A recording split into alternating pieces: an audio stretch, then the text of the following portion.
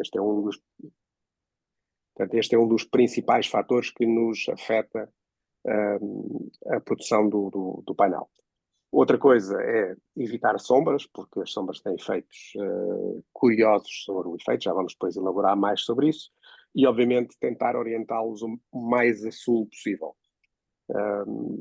O sol anda sempre a sul, mesmo de verão, e por esse motivo, se nos orientarmos ou metermos num telhado que está virado a norte, não vai produzir nada. Não estando virado a sul, estando mais orientado ou para o oeste ou para o leste, terá um efeito de, se estiver orientado para o leste, produz mais de manhã e menos à tarde, portanto, em sentido contrário, ou seja, se estivermos para apontar para o oeste, produz mais para o final da tarde. Às vezes isso pode fazer sentido, por causa da forma como nós usamos a energia durante o dia. Muitas vezes nós estamos em casa ao meio-dia, estamos em casa ao final da tarde e ao início da manhã, e isso, principalmente no verão, podemos ter alguma produção extra de manhã, se tivermos os painéis orientados a oeste, ou mais produção ao final da tarde, se estamos com eles orientados a leste ou a oeste, peço desculpa, eu peguei as voltas. Portanto, essa orientação pode se tornar interessante em função do consumo que se faz. E é exatamente aí que vou entrar, às vezes a melhor orientação, a teórica orientação ideal, não é a melhor produção possível. Antigamente tínhamos uma coisa que eram os trackers, ou estes guarda-sóis, ou não sei como podem chamar a isto. Basicamente, devem ter visto por aí espalhado em alguns campos uns equipamentos que apontam os painéis solares para o sol. Ou seja, eles seguem o sol ao longo do dia e os painéis ficam sempre virados perpendicular ao sol. Qual é o problema destes equipamentos? São caríssimos, são relativamente frágeis, porque são peças móveis e avariam. E hoje em dia, francamente, já nem sei onde é que se alguém ainda a produzir isto. No passado, isto fazia muito sentido por causa do preço dos fotovoltaicos, dos painéis. Portanto, os painéis no passado custavam. Fui buscar este gráfico histórico a um data source dos Estados Unidos, mas aplica-se a nível mundial, diria. Em 1975, já vai há muito tempo, um watt-hora, desculpa, ou melhor, um watt custava para cima de $100 por watt, e como se vê aqui, isto tem vindo a cair, e desde o início de 2010 caiu mesmo a pique. Tanto que ultimamente os números nem se conseguem aparecer aqui neste gráficozinho, mas posso-vos dizer, da última conta que eu vi, estamos a 19 cêntimos por watt. Portanto, é um preço estrondoso, portanto, comparado com o que era. Logo, este tipo de solução deixou de fazer sentido, porque o preço disto, mais vale ter muitos painéis do que estar a aproveitar, para tentar aproveitar, mais vale ter mais painéis do que tentar meter um equipamento destes que custa uma fortuna. E isto deixou de fazer sentido. Pronto. Quais são os fatores que nos penalizam quando estamos com os fotovoltaicos? O primeiro problema muito grande são as sombras. Uma pequena sombra faz reduzir brutalmente a produção solar. Já vos vou mostrar, tenho aqui alguns exemplos, mas não é linear, ou seja, o facto de eu tapar 10% do painel com sombra, não vou perder 10% de produção, vou perder 90% de produção. Portanto, é uma coisa estrondosa o efeito que tem. Portanto, qualquer sombra é muito penalizadora. Isto tem a ver com a resistência interna dos painéis, etc. Ainda por cima, nós temos painéis em strings, ou seja, uma string é um conjunto de painéis ligados em série. E basta um dos painéis da string apanhar um pouco de sombra, mata a string toda. Os outros painéis estão todos expostos ao sol, mas o facto de ter ali um painel à sombra lixa tudo. O outro fator é o calor, que é curioso porque no verão eles acabam por produzir menos do que no inverno, e um dos fatores é esse. Quando se vai ver os detalhes técnicos de painéis, tipicamente vemos este tipo de gráfico. O tipo de gráfico mostra que, por exemplo, a 0 graus, a potência máxima é esta linha verde que está aqui. Portanto, conseguimos ver que ela reduz dos 0 graus para os 30 graus cerca de 30%, quase 20%. Portanto, ainda é substancial. Felizmente, o nosso país não está nos extremos, ou seja, nós não estamos no norte, em que as temperaturas são a 25 negativos, por um lado, mas depois estão cobertos de neve, também não produzem nada. Mas, por outro lado, pelo menos aqui no norte do país onde eu estou, as temperaturas não são assim tão elevadas, e mesmo de verão eu estou aqui na zona de Aveiro, e nesta zona temos uma temperatura bastante amena, raramente passa dos 25 graus, portanto não sou assim muito afetado. Quem está no Alentejo ou no interior, no Nordeste português, que tenham ali Braganças, 50 graus de verão, de facto é substancial o efeito que isto tem. Falando nas sombras, aqui está o tal exemplo, isto foi tirado precisamente da minha câmara, das minhas câmaras lá atrás, apontado para os meus painéis no dia 9, ou seja, hoje estamos a 11, portanto, ontem, a quantas andamos, e isto logo de manhãzinha cedo, a casa faz-me sombra sobre os painéis. E eu nem vou entrar nestes, os painéis são duas strings que estão aqui, estão divididas aqui assim, portanto é este sítio onde elas dividem, portanto tem 7 painéis aqui em linha, e estão aqui as tais sombras. Portanto, nesta aqui, vimos que temos aqui esta sombrazinha aqui de nada, põe-me o painel com esta produção às 8h53. Pouco depois esta sombra desaparece e, como veem, ele passa dos 1000 e qualquer coisa watts para quase 2500 watts, aqui no espaço de 5 minutos. Isto tem só a ver com esta sombra. Um pouco antes havia, portanto, cerca de 10 minutos antes, a sombra era mais substancial, ou seja, tinha aqui vários sítios aqui à sombra, estas sombrinhas aqui, e como veem, estamos a falar de 1000 watts de diferença, portanto, passamos de 1000 watts cá para cima para quase 2500, essencialmente, aqui no espaço de meia hora. O que acontece, se forem ver, tem aqui esta baixa aqui, é porque, entretanto, esta sombra, isto desaparece, estas sombras desaparecem, ela passa para aqui, e depois esta sombra começa a descer e vai-me apanhar este painel aqui em baixo, e faz-me este efeito aqui. Portanto, uma sombrazinha de nada mata completamente a produção dos painéis. Portanto, é muito crítico evitarem sombras. Existem os equipamentos que são os otimizadores, eu posso dar essa informação, que se colocam em cada painel individual e tiram os painéis de circuito, ou seja, quando o painel está à sombra, aquele painel é isolado, desaparece, é como se não estivesse lá, e ele não mata os outros painéis. São os equipamentos que permitem otimizar isso, mais tarde podemos falar sobre isso. Depois temos outra coisa, que é o verão e o inverno. Ora bem, em Portugal, se formos comprar ou se formos vir a um instalador para nos instalar painéis, curiosamente eles instalam-nos os painéis a um ângulo, portanto, o ângulo, quando eu falo do ângulo, é este ângulo aqui, a 20 e poucos graus. Pronto, isto porquê? Porque eles tentam instalar os painéis de forma a que fiquem otimizados para uma produção máxima anual. Para termos uma produção máxima anual, o que é que necessitamos de fazer? É fazer com que os painéis estejam mais expostos ao mais vertical possível ao sol, por causa daquele primeiro slide que mostra o efeito do ângulo perpendicular ao sol, em que os dias do ano são mais longos.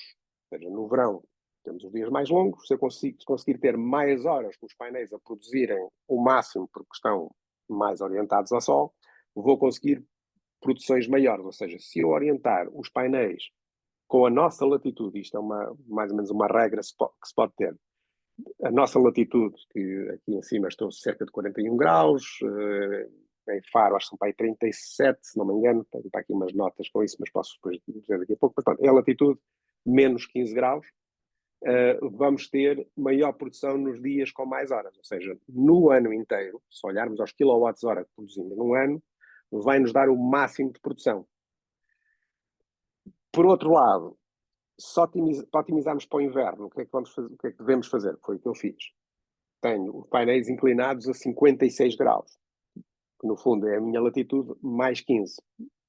E isto não é bem homogeneizar, vai aumentar a produção no inverno. Qual a razão para isso? tipicamente no verão tenho produção a mais. Portanto, estou com um exagero de produção porque estou a tentar ter energia para o inverno. Por isso, se não estiver a produzir o máximo no verão, não me interessa. Interessa-me é conseguir maximizar a produção no inverno, que é quando ela mais falta me faz, porque é quando tenho o ar-condicionado ligado, os dias são mais curtos, etc. Então, tento ter o máximo de produção possível no inverno. Daí, metermos os painéis com os tais 15 graus acima da nossa latitude, neste meu caso aqui 56 graus, para fazerem contas para os vossos locais, consegue-se efetivamente uma produção muito superior nos meses do inverno com os dias mais curtos. E é de facto uma forma de evitar termos, vamos ter excedentes na mesma, portanto acaba por ter sempre excedentes, mas não ter tantos excedentes como se tivesse ao contrário, ou seja, teria de inverno muito pouca produção e tinha de ir muito à rede buscar energia, e de verão tinha excedentes em exagero que não conseguia fazer nada com eles. Outra coisa que entretanto, aparece aqui para melhorarmos as coisas no inverno é uma coisa que apareceu há pouco tempo, há relativamente pouco tempo, tornou-se também bastante acessível, são os tais painéis bifaciais. O que é que são painéis bifaciais? Os painéis, para quem não sei se já viram painéis, tipicamente têm, vamos voltar aqui a painéis, têm esta superfície onde estão umas células que apanham o sol. E da parte de trás do painel é uma coisa branca, portanto metem-lhe um plástico branco, portanto ele só apanha sol de um lado e do outro lado, pronto, é opaco, não apanha nada. No caso dos bifaciais, em vez da célula solar, aquela coisa preta de silicone, estar entre um vidro e um substrato plástico, não, está entre dois vidros, ou seja, tem vidro à frente e vidro atrás. Efetivamente, o painel é completamente transparente. Nos sítios onde, por exemplo, aqui nas beirinhas, onde não temos as células, vê-se mesmo de um lado ao outro, são transparentes. Isto o que é que faz?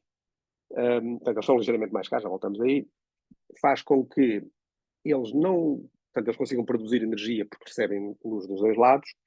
Em dias de sol, pouco mais produzem, porque na realidade uma superfície está ao sol, está virada para o sol, e a outra está completamente à sombra. Está do lado de trás, não adianta. A única luz que ele apanha é a luz refletida. Portanto, eu como tenho, por exemplo, aqui este muro, eles apanham aqui apanham aqui um bocado de luz vindo aqui de trás. Por efeito, produzem pouco mais pelo menos para aquilo que eu tenho conseguido averiguar, pouco mais de 3%. Onde eles brilham, literalmente, é nos dias nublados. Nos dias nublados, a luz é toda difusa, portanto temos pouca luz pela frente, mas temos luz de ambiente, e então aí a diferença entre os bifaciais e os não bifaciais, e o exemplo que tenho são estes com estes, que estes não são bifaciais, estes são bifaciais, a diferença é superior a 70%. É mesmo incrível a produção que eles conseguem. Então, estamos a falar de um painel que produz 500 watts, 500 a 600 watts de pico num dia de sol, num dia de encoberto. O que não é bifacial produz 50 watts e o bifacial produz 100. Pronto. Não é tanto como quando está ao sol, mas faz a diferença. Faz a diferença para conseguirmos ter mais proveito nos dias nublados. E, de facto, vale a pena. Eles são excelentes para o inverno e são, curiosamente, menos afetados por sombras. É outra coisa que eu também consegui comprovar. Os painéis, eu tenho também outros painéis aqui que apanham sombra, obviamente, se aqueles estavam a apanhar sombra naquela imagem que viram anteriormente, então estes aqui muita sombra apanham também. Portanto, consigo comprovar isto. E as sombras aqui não são tão más do que estas, porque estas, apesar de tudo, com a tal luz difusa que apanham, têm menos efeito de sombra. Ainda têm, mas não é tanto como os não bifaciais. Outra coisa sobre a otimização da nossa produção e de consumos, etc., é termos informação. Então, é importante termos uma noção, a maior parte dos sistemas das UPACs dão isto, saber quanto é que estamos a produzir no nosso dia-a-dia. Isto é o meu mês aqui de novembro passado, que tivemos um mês bastante chuvoso, e consegue-se ver aqui mesmo a produção do sistema solar, portanto, a nível de sol. Mas outra coisa também é como é que esta informação, como é que esta energia é usada. E isto aqui então é que torna a coisa muito interessante, ou seja, da energia que eu produzi, o que é que eu consumi, o que é que eu injetei, portanto, tenho aqui a informação toda, o que é que eu carreguei baterias, já vamos a baterias daqui a pouco, etc. O que é que fui buscar à rede. E outra ainda é o que é que eu faço com esta energia. E sabendo o que faço com a energia, e monitorizando, no fundo, tenho monitorização das coisas que me consomem mais cá em casa, então, obviamente, carregar carros é, de facto, uma coisa que consome muito. Os ar-condicionados, tenho dois conjuntos de ar-condicionados que consomem também. Uma coisa curiosa que consome muita energia é a rede informática, ou seja, as câmaras de vigilância, os Wi-Fi, etc., que estão sempre a consumir, é um consumidor substancial. Portanto, é uma coisa interessante quando começamos a ter uma monitorização de onde é que gastamos energia, o que é que podíamos fazer para melhorar. Eu, por exemplo, sei lá, talvez durante a noite desligar isto faz sentido, ou seja, não, entre a meia-noite e as 6 da manhã eu não estou a usar a internet, talvez faz sentido desativar os access points. E posso reduzir isto substancialmente. Portanto, tenho aqui informação de tudo cá em casa, o que é que, isto foi no mês de novembro, onde é que eu gastei energia. Tendo esta informação, permite-nos otimizar os gastos e otimizarmos também a nossa produção, ou tentar otimizar a coisa para termos produção suficiente para cobrir os nossos gastos. E por fim, vamos falar em uma coisa, temos energia ser produzida a nível solar, mas agora o que é que vamos fazer com esta energia? Deitá-la para a rede durante o dia quando não temos, portanto, baterias. Será que fazem sentido as baterias? As baterias já foram mais caras, desceram, posso-vos dizer, desceram para metade desde 2021, foi quando eu instalei isto, as baterias passaram para metade do preço. Felizmente, na altura, não meti as baterias todas que tenho hoje, comecei com só um par de módulos e depois fui crescendo com os módulos e hoje em dia tenho 4 vezes as baterias que tinha quando montei as primeiras baterias. E como digo, as baterias caíram de preço para metade. Tudo leva a crer que ainda poderão cair mais. O que é importante entender nas baterias é que existem dois tipos de baterias, as chamadas HV ou EV, é High Voltage ou Low Voltage. As Low Voltage são as de 48 volts, tipicamente. As High Voltage são de 400 e qualquer coisa volts, portanto, de alta tensão. As high voltage, as HVs, são bastante mais caras do que as low voltage. E eu tenho dúvidas se de facto as HV, mesmo com a redução de preço que houve, se compensa. Uma forma de entender se compensa ou não compensa tem a ver com o preço que se tem por quilowatt-hora, ou seja, como é que se faz a conta. Eu tenho, por exemplo, aqui as minhas baterias. São baterias de 3.500 watts, 3.5 kWh. O preço delas custa 965 euros. Portanto, depois posso dar um link onde isto há um suministro do sol. Posso dar depois um link disso. Portanto, 965 euros. O que significa que se eu dividir os watts por... Portanto, peço desculpa, se multiplicar... agora tenho que eu fiz a conta outra vez. Portanto, o que é que eu fiz aqui? Exatamente. Portanto, temos 3.500, 3.5 kW vezes 6.000 ciclos. Okay? Vai-me dar... São aqui duas contas diferentes. KWh por kilowatt. Peço desculpa. Esta é simples. O que aconteceu?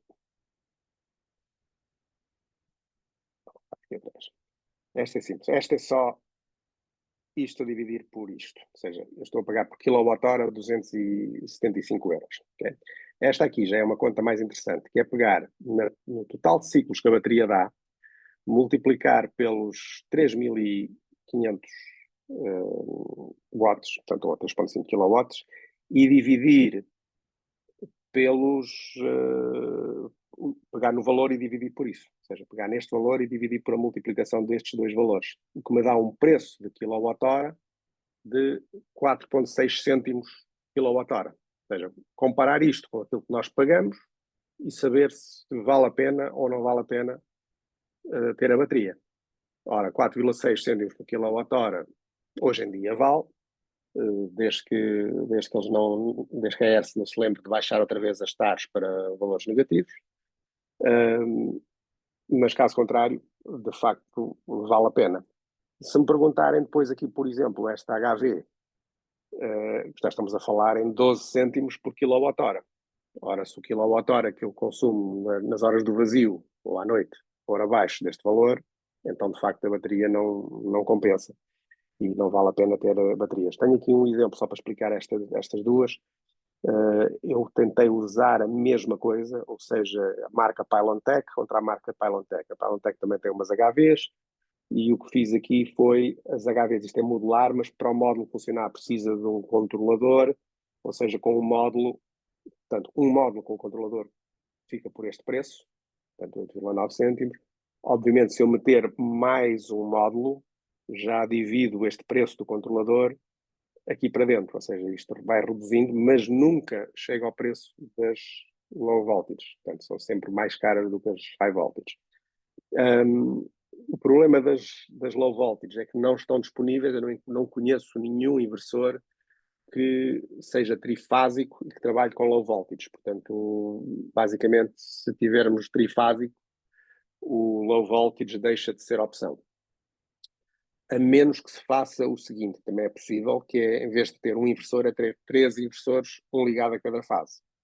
Portanto, em vez de ter um inversor de 6 kW, por exemplo, era ter 3 inversores de 3 kW e cada um deles está a trabalhar numa fase autónoma com a sua bateria e pronto, é uma forma de irmos dividir a coisa e trabalhar com low voltage. É a única forma que eu conheço no trifásico de fazer isso sem usar high voltage.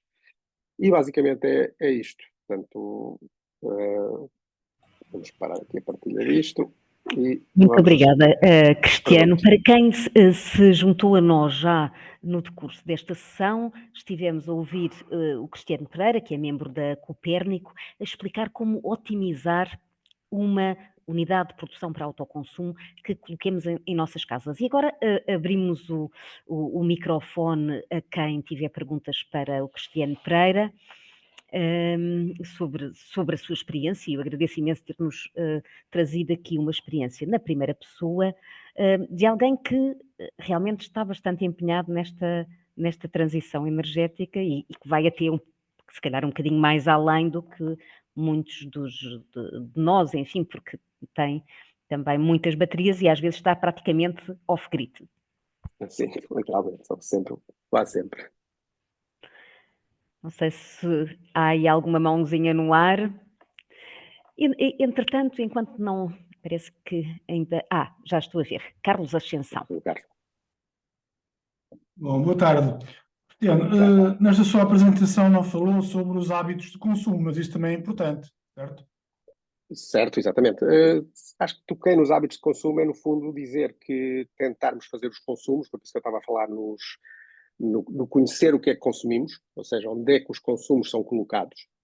É importante saber como é que a energia é consumida. Por exemplo, eu tenho a noção que, por exemplo, a máquina de lavar louça gasta 1 kWh para fazer uma lavagem. Sei exatamente o que é que ela gasta e quais são os seus picos, e desde que eu a ligo, quando é que ela começa a consumir, quando é que ela para de consumir, etc. Obviamente, se eu meter a máquina de lavar louça a lavar às 5 da tarde, já não tem energia suficiente para ela. Portanto, o ideal é pô-la a lavar ao meio-dia, onde temos mais produção. Ou seja, ter um certo cuidado de onde vamos usar a energia vai nos permitir essa melhoria, no fundo, de aproveitar o máximo da energia. Outra, por exemplo, o caso da climatização, que neste momento eu estou com climatização total elétrica, ou seja, com ar-condicionado.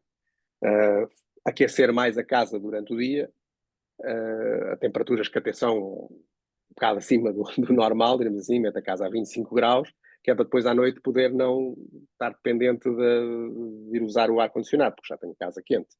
Em vez do contrário, que é não estar a aquecer durante o dia, depois à noite ir aquecer a casa e usar energia que já não temos sol, não é? Estamos a ir buscar ou às baterias ou à rede. Portanto, estes hábitos de consumo, se é isso que se refere, de facto é onde eu digo que é importante conhecer o consumo da casa, conhecer os nossos consumos e termos uma forma de monitorizar. Usando uns equipamentozinhos da Shelly, são umas coisinhas de domótica, permite-nos isso com alguma facilidade, não é muito difícil de instalar, para quem está mais ou menos à vontade com a eletricidade não é complicado, se não chamem o eletricista, porque de facto mexer em eletricidade é uma coisa pode ser perigosa, portanto tenham cuidado a fazer isso. Se vão fazer, garantam que sabem o que estão a fazer para não ficarem com o novo penteado. Obrigado. Espero que tenha respondido esta pergunta. Sim, percebi. Catarina, queres força?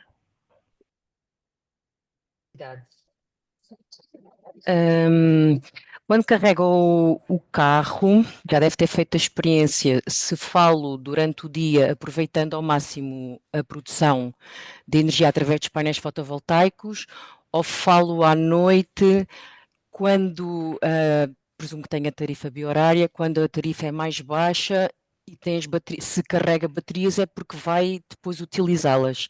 Já fez essa comparação e o que é que escolhe quando faz o carregamento do carro? Pronto. Nunca carrego o carro das baterias da casa. Portanto, carrego sempre diretamente de fotovoltaico. A única altura que carreguei que não fosse durante o dia foi o ano passado, quando a eletricidade tinha um preço incrível.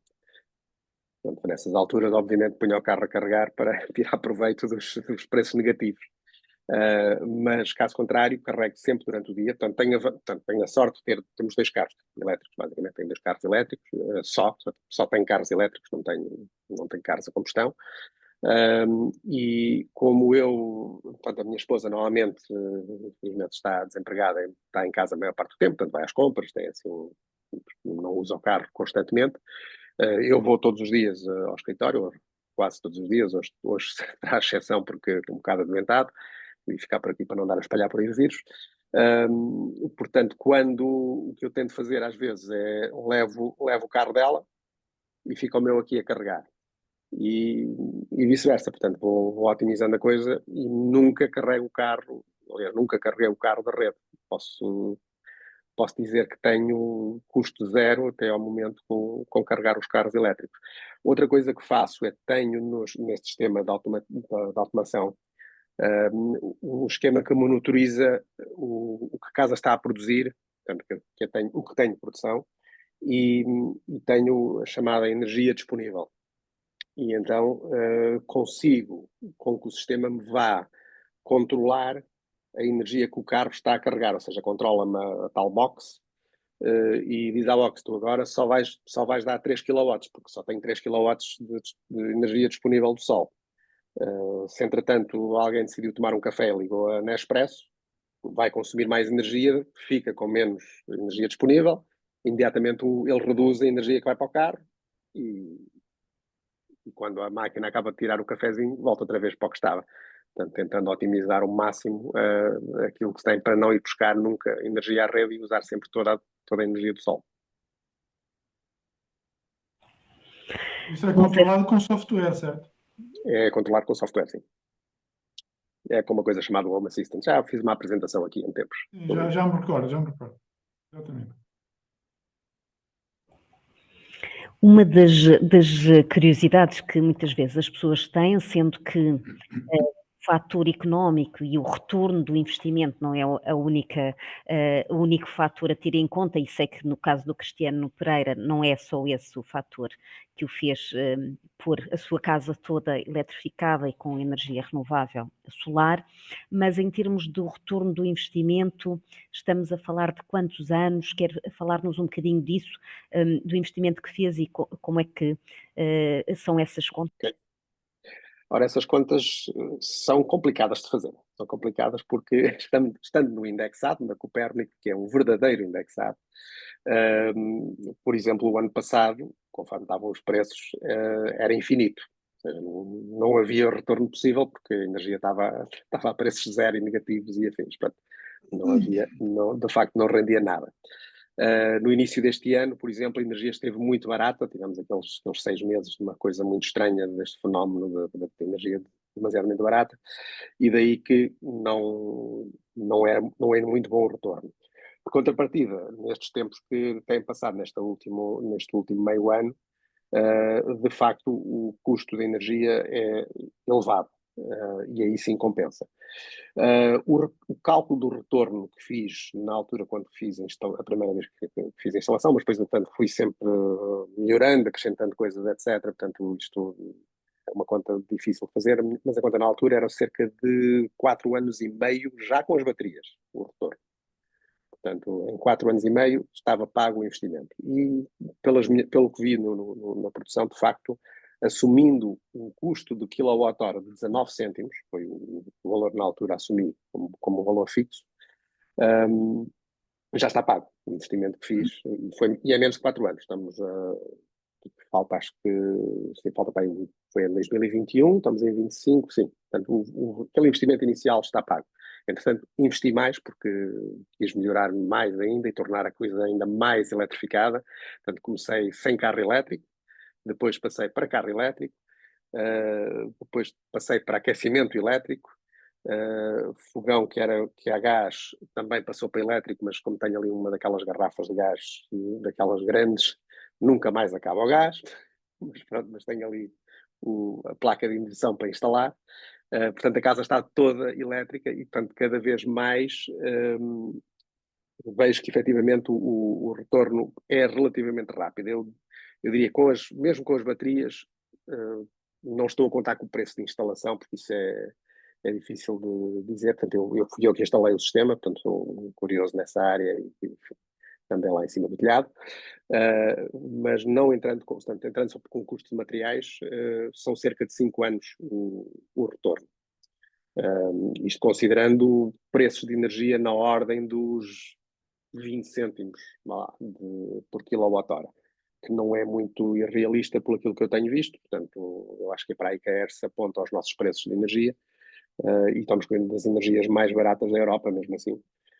Se formos ver outros países estão bem piores. Portanto, 5 anos é o que podem esperar. Se forem só painéis, se conseguirem usar efetivamente a energia toda, eu acho que em menos de 2 anos pagam os painéis.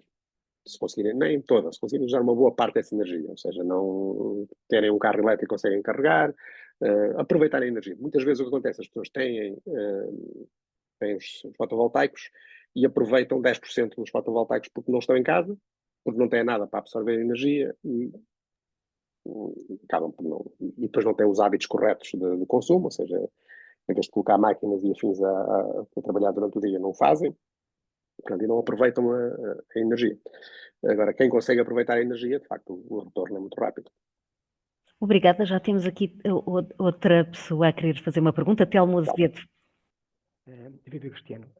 Olá. Nos dias com uma antevisão de menor produção, existe alguma automatização no sistema para carregar as baterias em período biorário vazio com o custo de indexado mais baixo, para usar depois no período onde a tarifa é mais cara durante o dia? Ou seja, é feita alguma gestão desse tipo no sistema para que automatize isso, ou é manual? Como é que isso é feito? Eu podia fazer isso automático, mas faço manual e normalmente não faço, ou seja, não tenho necessidade de ir para carregar as baterias a partir da rede. Pelo menos no atual estado da coisa. O ano passado, acho que o Telmo nós já nos contactamos várias vezes, já é a cara conhecida, quer dizer. O ano passado, com os preços negativos que tivemos, sim, é verdade que fui carregar as baterias da casa em algumas ocasiões da rede, quando os preços estavam negativos. O inversor que eu tinha não me permitia esse controle pelo Home Assistant, mudar a configuração para carregar baterias automaticamente, obrigado a ir lá manualmente fazê-lo. Mas era feito manualmente. O que tendo a fazer é que na produção, então agora se eu consigo partilhar aqui novamente o ecrã, deixa-me lá fazer isto. Share screen, vamos fazer esta desktop e share. Creio que devem conseguir ver a minha desktop. Estão a vê-la? Estamos a ver. Ok, portanto, há aqui uma coisa interessante, que é aqui uma coisa da Solac, Solac não, não é Solac, não é que se chama isto, é da Solcast. A Solcast tem umas previsões muito giras que me mostram isto. Ou seja, eu sei que no dia 12 estou a contar com este tipo de produção, que no dia 13 já estou a contar, isto vai ficar um bocadinho pior. E depois no 14 já volta um bocadinho, depois vamos ter aqui já um dia outra vez bom, e então temos esta previsão aqui durante uma semana, que é excelente. Portanto, durante uma semana nós conseguimos ter uma ideia de qual é que vai ser a produção. E eu, desde que fiz aqui a minha otimização do sistema, eu tenho de facto, portanto, mudei ali a forma como tenho os painéis e acrescentei ali um bocadinho de painéis, e isto tem umas produções de facto fora de série aqui neste mês de inverno. Pronto, mas uso muito isto, portanto, uso isto para decidir depois, hoje vou usar ar-condicionado com fartura, ou seja, tenho os ar-condicionados todos a bombar. Portanto, está tudo aqui com 20 e tal graus, lá ver aqui como é que estamos. A bateria da casa está quase carregada e tento gerir isto o melhor possível. Portanto, Portanto, é monitorizar constantemente a informação. Portanto, agora, por exemplo, sei que a bateria está quase carregada, estou a gastar cerca de 4 kW aqui com o aquecimento e posso chegar aqui e dizer, ora, liga uma bomba de calor para aquecer as águas. Portanto, a bateria, temos eletricidade barata e eu agora, neste momento, isto vai começar ali a aquecer a água. Portanto, este tipo de otimizações podem ser feitas automaticamente, ou seja, ter coisas a entrarem automaticamente, mas de facto podermos olhar assim num instante e ver em tempo real, isto é o que está a acontecer neste preciso segundo, ver onde é que a energia está a ser gasta, permite-nos uma gestão da energia e hábitos de consumo que de facto ajudam a otimizar. Não sei se isto responde à pergunta do Telmo e todos. Cristiano, o Cristiano é aquele exemplo do consumidor que deixou de ser só consumidor e passou a ser um cidadão muito ativo nesta matéria, porque está sempre muito atento e a monitorizar os consumos e a adequá-los a quando está a produzir. O João Santos também tem a mão no ar. Força, João. Obrigado, Carla. Pronto, há bocado mostrou há pouco aquele gráfico com os consumos, não é? Enfim, digamos, o que é que consome, quais são as áreas em que há mais consumo. De facto, o carregamento do carro, como é lógico, tem um consumo completamente muito grande em relação aos restantes consumos. Mas a minha questão é um bocadinho no sentido, portanto, não sei, para os utilizadores mais que não tenham esses consumos que são muito, muito grandes e que podem ser facilmente programáveis, não é? Como é o carro ou o aquecimento, por exemplo, não é? Ou seja, para quem tem os consumos mais normais, digamos assim, como é que essa otimização pode-se fazer assim tão facilmente? Ou seja, nós não temos grande parte dos consumos que fazemos são mais ou menos estáveis, não é? Ou seja, os consumos que se usam para cozinhar ou as máquinas, de facto, em alguma são programáveis, mas também não são automaticamente programáveis, não é? Ou seja, eu tenho que dizer à minha máquina quando é que eu quero que ela, mesmo que eu faça um início diferido, tenho que dizer quando é que quero que ela comece, ou seja, isso depende sempre da minha intervenção, não é? Portanto, para o utilizador mais normal, que não está tão preocupado ou que não consegue dar tanta atenção a isso, essa otimização ainda se consegue fazer assim? Eu diria que sim, porque, como estava a explicar, portanto, olhando aqui para os meus consumos, portanto, atrás aqui a energia, acho que está partilhado outra vez, não está? Deve estar. O ecrã está partilhado. Sim, estamos a ver. Portanto, ok, tudo bem, tenho aqui o carro, efetivamente é um monstro a consumir, isto é no dia de hoje, ou seja, 23 kW que foi para o carro, os ar-condicionados, etc. Mas este, por exemplo, é um caso curioso. Este que ainda é substancial, ou seja, isto por dia, se eu tiver isto sempre ligado, são 2,5 kW. 2,5 kW por dia, vezes os 30 dias, são 60 kWh, que é substancial. Há muitas casas que eventualmente não gastam 60 kWh, é muito. Isto é só dos Wi-Fi cá de casa. A casa é uma casa relativamente grande, tem vários access points aí espalhados para ter rede em todo o lado, E isto gasta muito. Portanto, se eu olhar para isto, posso chegar à conclusão, não, espera aí, o melhor, está a consumir 100 watts, não está a consumir muito, isto gasta 100 watts, só que é constante. Vou fazer algo para, à noite, vou desligar os access points, porque estou a usá-los, não há ninguém a usar access points, vou desligá-los. Por exemplo, o aquecimento de águas. Todos nós tomamos banho, a questão é, temos águas elétricas ou usamos gás? Presumindo que usamos aquecimento elétrico, quando é que aquecemos a água? Portanto, podemos programar, meter lá um programador simples, vou aquecer a água só nos momentos em que tenho sol. É uma solução também, que é outro grande consumidor. Eu, por acaso, agora uso bomba de calor, mas no passado era resistivo. Há um ano atrás, quando teve aqui a Catarina, que ela, por acaso, veio cá a casa, estava com resistivo e aquilo gastava-me por dia 5 kWh só para aquecer água. Hoje em dia passou-me para 500 e tal, para aí 500 watts, 700 watts hora. Portanto, reduziu em muito o facto de estar a usar uma bomba de calor. Portanto, acho que sim, acho que é possível fazer a gestão ou melhorar os nossos consumos, entendendo um pouco como é que funciona o consumo da casa. E aí, enfim, só colocando coisas a monitorizar, portanto, equipamentos a monitorizar, é que temos essa informação. Portanto, tenho aqui o constante máquina da louça, vamos ver mais aqui informação de quando é que se lavou a louça. Eu sei que está aqui, estão aqui a ver o que ela puxa, quanto e como, portanto consigo analisar aqui, então colocar isto, a esta hora já tinha aqui produção suficiente para isso, se eu colocasse aqui não tinha, etc. Portanto,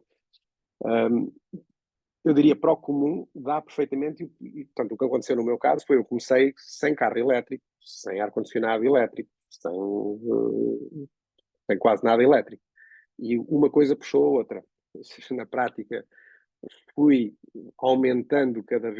eletrificando cada vez mais a casa, passando cada vez mais pela eletricidade, contribuindo para, acho, melhor ambiente no planeta, e no fundo otimizando cada vez mais, e depois pronto, meti um carro elétrico, agora preciso mais uns painéis, porque não tenho energia suficiente. E então foi esta um bocado a história da coisa. E a última foi o ar-condicionado, que este é o primeiro inverno que estou com aquecimento completamente elétrico, anteriormente estava a lenha. E até agora a experiência está a ser boa, portanto tenho a casa quentinha e o consumo zero. Consigo, pelo menos estes últimos dias são os dias mais frios, são os dias frios, tipicamente são os dias de sol, e consigo de facto ter a casa aquecida e tudo isto com o sol. Mas lá está, é uma questão de opção e, obviamente, é investimento que se faz. O ar-condicionado, de facto, foi uma coisa que não foi barata de instalar, mas pronto, era entre isso ou passar frio. São as várias opções que temos. E, portanto, optei por investir alguma coisa e não estar aqui a tremer de frio. E fez muito bem, porque é muito importante estarmos confortáveis em casa e não passarmos frio em casa. Tenho aqui uma curiosidade que é a seguinte: o Cristiano vive numa moradia, numa habitação unifamiliar, e os vizinhos à sua volta já foram contagiados por esse bichinho que o Cristiano tem de produzir a sua própria energia e ter esta atenção toda à questão dos consumos, etc. Já o meu vizinho mais próximo, mesmo aqui do lado, já fala em querer instalar painéis e vem perguntar como é que se faz, etc. Portanto, esse é um exemplo. E tenho vários aqui na zona. Além disso, o meu sócio lá da empresa também já instalou o sistema e começou como eu comecei, ou seja, uma solução relativamente pequena, não tem carro elétrico, tem aquecimento central, usa uma bomba de calor, uma que eu tinha acabado de construir casa, e consegue estar relativamente autónomo, e portanto tornou-se também cliente da Copérnico e está muito contente com a solução que tem, incluindo a Copérnico. Não sei se há mais alguma questão. Eu queria só uma curiosidade, quero só saber qual é que é a potência que tem de fotovoltaica e de baterias, só para ter uma noção. 42 kWh eu adiciono uma questão muito simples, que é: porque é que não ouvimos falar mais dos painéis bifaciais? pronto, então uma de cada vez. Sim. Pronto, a primeira coisa, potências instaladas. Daqui disto tenho 42 kWh de baterias, que é muito.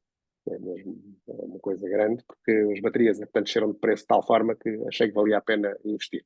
Baterias têm um retorno muito maior, mas pronto, para aí, pelas minhas contas, acho que compensa.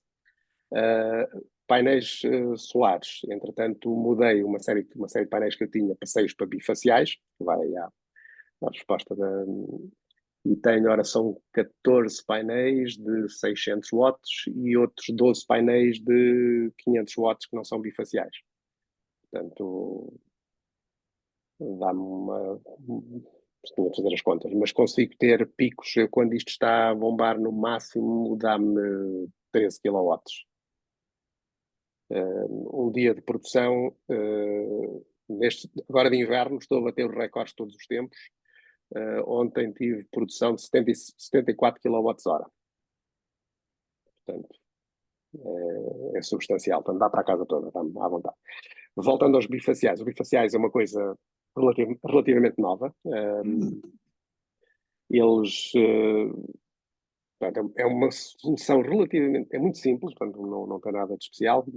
Apareceram agora há pouco, e eu acho que daqui da pessoa onde eu comprei os painéis, ele nunca tinha comprado painéis desses, portanto, foi os primeiros painéis que vieram, foram para mim. E eu estou a experimentá-los e efetivamente funcionam muito bem. Têm essa vantagem de produzirem muito bem quando estamos com pouca luminosidade.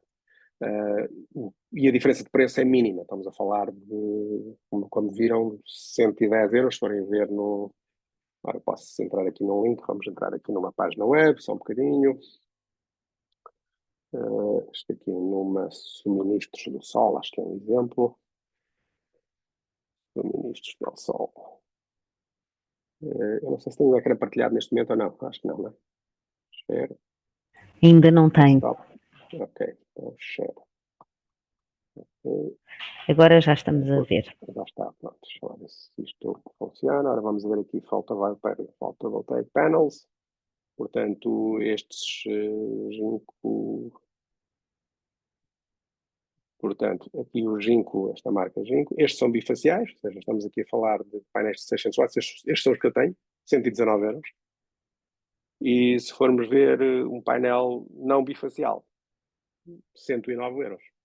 Portanto, de 580 watts. Portanto, a diferença de preço é muito baixa. E, pá, 119 euros, isto para uma pequena quantidade, porque se comprarmos 12 painéis já passamos para 112, isto com IVA. Portanto, como vê, não é daquelas coisas que eu sinceramente digo que vale a pena, quem não os tem, colocar painéis deste tipo. Isto compensa se os painéis forem painéis elevados, que é o meu caso. Se os painéis são painéis assentos num telhado, em que a parte de trás está encostada ao telhado, então de facto isso não vai ter qualquer efeito. E não vale a pena. Portanto, se são painéis que estão expostos, a parte de trás está exposta, isso aí sim é onde funciona, é o meu caso. Não sei se respondi às perguntas. Parece-me que sim. Não sei se há mais alguma questão. O Cristiano instalou, foi o próprio instalador do sistema. E isso é um custo que é importante. Uma pessoa que queira fazer agora uma instalação, eu pretendo fazer uma UPAC pôr uma UPAC na minha casa. A questão da instalação tem um peso grande ou também não é assim muito significativo atualmente? É uma boa pergunta. Eu, como nunca pedi nenhum orçamento para serem outros a instalar, não sei quanto é que eles levam. Entendo que pode ser ainda substancial, talvez mais de metade do preço do material. Não faço ideia. Mas fará sentido que sim, porque é algo que demora tempo. Portanto, eu tenho muitas horas de trabalho a fazer a instalação disto. Portanto, não é, acho que é capaz de ser uma parte ainda importante. Manutenção, porque o próprio Cristiano fará a manutenção dos seus Sim, painéis. sim. A manutenção, sinceramente, não, até ao momento, não tive assim nada de especial. As manutenções que faço, no fundo, não é uma manutenção, são upgrades. Ou seja, deixa-me tentar mudar os painéis de um sítio para o outro, para ver o efeito. Deixa-me passar para bifaciais, etc. Portanto, tem sido mais isso do que outra coisa qualquer. Não sei se tenho aqui algo que possa ser mais esclarecedora. Deixa-me entrar aqui nas minhas fotos. Tenho aqui um pouco a história disto. Ora, Solar, deixa aqui ver se eu tenho aqui um. Ok, tenho aqui um. Portanto,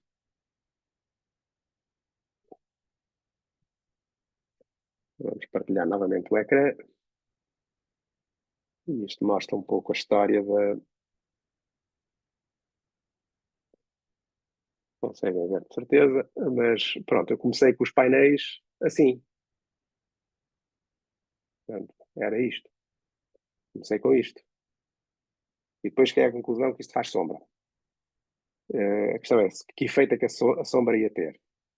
E então, e as baterias? E depois então decidi passar os painéis aqui para cima. E assim sucessivamente. Pronto. E essa aqui é a manutenção. Estes são os mesmos painéis que estão aqui. São exatamente estes painéis que estão aqui. Que agora estão no solo. Decidiu que era a Agora melhor forma para otimizar a produção para o inverno, como nos contou. Sim, agora nem estão aí. Agora, entretanto, estão aqui. Fiz esta estrutura aqui de metal e pendurei-os aqui em cima. Com um ângulo bastante elevado. Portanto, no fundo, acaba por ser a manutenção, no fundo, tem sido constante melhorias ao sistema. Portanto, é daquelas coisas, isto é para quem gosta, isto acaba por ser quase um hobby, quase um vício, mas pronto, tive a experiência de fazer várias etapas, de experimentar várias coisas, etc. E efetivamente depois sabe bem poder estar a olhar para isto e pronto, estou aqui em casa a meia dúzia de dias do solstício, ter produção de 70 kWh que me dá à vontade para carros, para aquecer a casa, para tudo. E ver de facto o sistema a funcionar. Começou com uma coisinha que eu aproveitei o canto da garagem e comecei como uma brincadeira para chegar à conclusão, para isto pode-se melhorar mais aqui, mais aqui, mais aqui, e pronto, e isto acabou por ser um pouco quase um desporto de pôr isto a funcionar. Eu agradeço imenso a sua presença e a sua disponibilidade para partilhar connosco esta história. Não sei se há mais alguma questão. Caso não haja, dizer apenas que a Copérnico, na próxima quarta-feira, fará mais uma sessão, desta vez com o nosso colega Luís Cachinho, sobre um tema a anunciar em breve, e depois teremos uma pausa de 2 semanas, de Natal e Ano Novo, e depois regressaremos.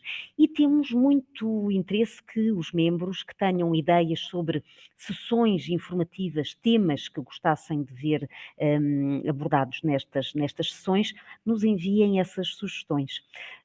Mais uma vez agradeço ao Cristiano Pereira este testemunho tão interessante e esta partilha de experiências. As cooperativas são para isso mesmo, também para partilharmos as experiências e podermos aprender uns com os outros.